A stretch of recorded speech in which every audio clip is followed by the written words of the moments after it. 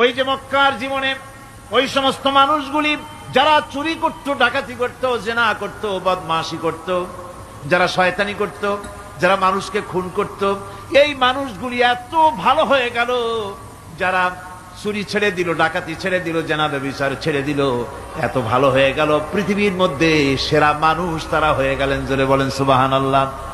নবীর সাহাবীরা পৃথিবীর শ্রেষ্ঠ সন্তান, নবীর সাহাবীরা পৃথিবীর সেরা মানুষ, তাদের চাইতে সেরা মানুষ নবীদের পরে আর কেউ হতে পারে না। জোরে কোন সুবহানাল্লাহ।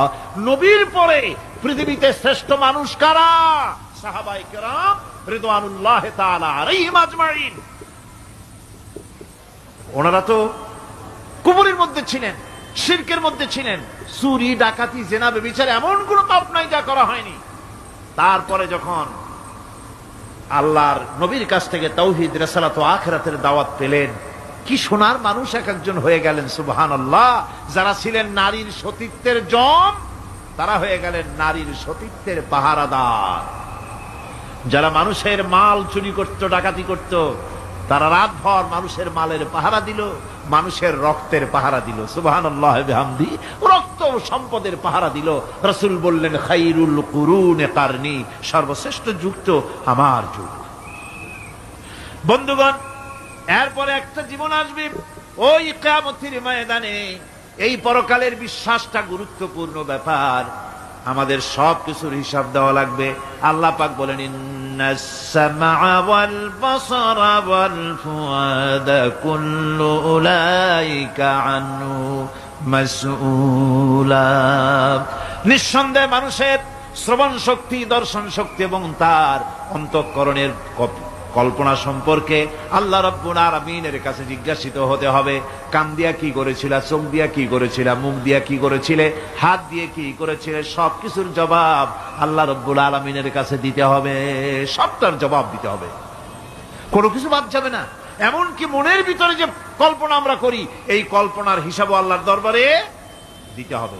কোরআনে কারীম বলছেন, ওয়া ইন তুবদু মা ফি আনফুসিকুম আও তুখফুহু ইউহাসিবকুম বিহিল্লাহ। মনের ভিতরে তুমি যেটা কল্পনা করো সেটা প্রকাশ করো, অথবা তুমি গোপন রাখো, যাই তুমি করো না কেন, আল্লাহ রাব্বুল আলামিন এর হিসাবও তোমার কাছে নেবেন।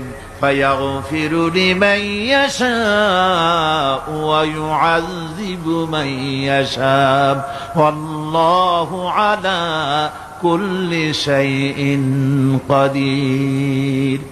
মহান আল্লাহ পাক বলেন, করার পর তোমার মনের ভিতরে কি কল্পনা করেছিলে ওইটার হিসাব আমি নেব। হিসাব নেওয়ার পর যারে খুশি ক্ষমা করে দেব, যাকে খুশি শাস্তি প্রদান করব। সবকিছুর উপরে আল্লাহ রব্বুল আলামিন শক্তিমান, সব তিনি করতে পারেন, সমস্ত কুদরত রয়েছে তার। সুতরাং মানুষদেরকে, আল্লাহর বান্দাদেরকে বিশ্বাস করতে হবে যে আমার কোনো কথা বাদ যাবে না।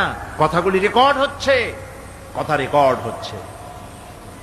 আমি যে ওয়াজ করতেছি, এই কথাগুলি রেকর্ড হচ্ছে নাকি হচ্ছে না? অনেক টেপ রেকর্ডার রেকর্ড হচ্ছে, অডিও ভিডিও হচ্ছে। আজ থেকে 50 বছর পর যদি এই রেকর্ড বাজানো হয়, আমাকে যদি বলা হয় যে আপনি অমুক জায়গায় অমুক কথা বলেছেন, আমি যদি বলি না আমি কথা বলি নাই, তারপরে যদি রেকর্ড বাজানো হয়,